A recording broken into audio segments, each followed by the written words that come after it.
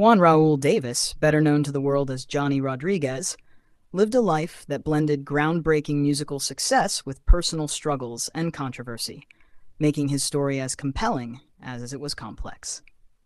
His most serious brush with controversy came in 1998, when he was charged with murder after fatally shooting Israel Bosco Borrego, a 26-year-old acquaintance, inside his family home in Sabinal, Texas. Rodriguez maintained that he believed Borrego was a burglar when he entered the darkened house in the early hours of the morning.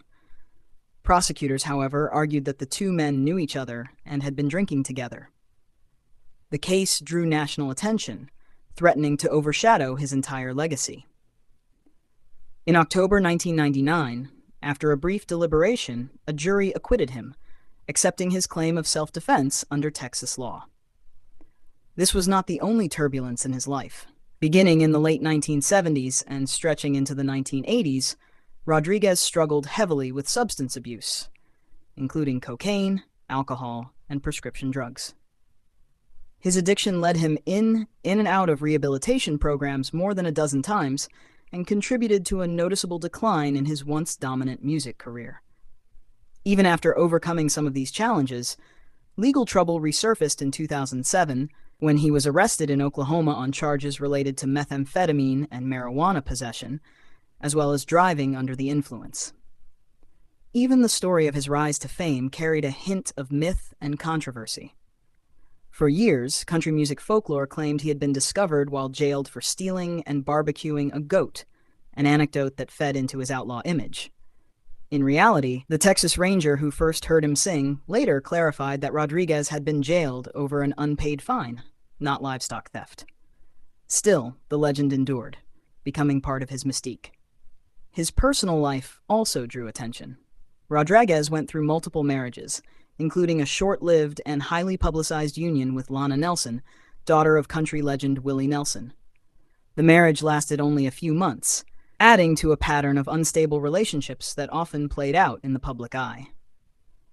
Questions about his family life surfaced again in later years, particularly with disputed claims about an additional daughter, which were publicly challenged by his recognized child. Yet beyond the controversies stood a man who reshaped country music. Born on December 10, 1951, in Sabinal, Texas, Rodriguez grew up in a large Mexican-American family, the ninth of 10 children. His father worked as a welder and security guard, while his mother managed the home. Life was modest, with the family sharing a small 4-room house. As a child, Rodriguez was disciplined and active, an altar boy, a strong student, and a natural leader who captained his junior high football team. Tragedy struck during his teenage years. At 16, he lost his father to cancer, and just a year later, his brother Andres died in a car accident. These losses deeply affected him, contributing to a period of rebellion that would ultimately alter the course of his life. By the age of 18, he had already encountered the law, an event that unexpectedly became the turning point of his career when his singing voice was overheard in a jail cell.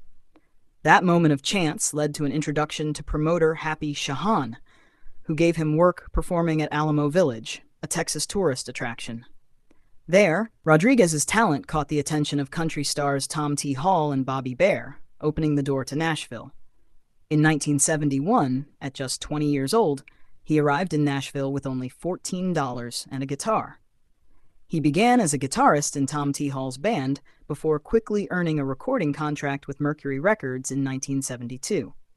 Success came almost immediately. Rodriguez became one of the most successful country artists of the 1970s, scoring 6 number-one hits and more than 20 top 10 singles. Songs like You Always Come Back to Hurting Me and Riding My Thumb to Mexico cemented his place in the industry. His style stood out for its bilingual approach, blending English and Spanish lyrics in a genre that had rarely embraced such diversity. In doing so, he became widely recognized as the first major Hispanic star in country music, breaking cultural barriers and expanding the genre's reach. He continued his success after moving to Epic Records in 1979, producing hits such as Down on the Rio Grande and Foolin'. Though his commercial peak faded in later decades, he remained a respected figure, touring consistently and releasing new material, including a live album in 2012. Throughout his career, Rodriguez received numerous honors. He was named the Academy of Country Music's most promising vocalist early in his career, later inducted into the Texas Country Music Hall of Fame, and awarded the Pioneer Award by the Institute of Hispanic Culture.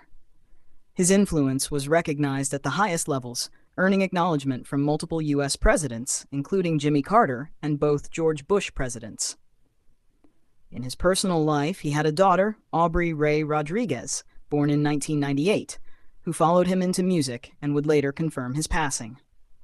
Despite the ups and downs in his relationships and career, Rodriguez maintained a lasting presence in country music for over 4 decades, releasing dozens of albums and building a legacy that endured beyond his chart-topping years.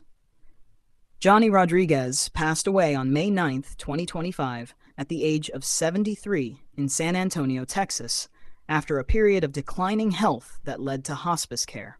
Reports indicated he had suffered a massive heart attack shortly before his death. At the time of his passing, his net worth was estimated at around $5 million, a reflection of a long and resilient career. Despite the controversies that punctuated his life, from legal battles to personal struggles, Rodriguez remains remembered as a trailblazer who opened doors for Hispanic artists in country music and left an unmistakable mark on the genre.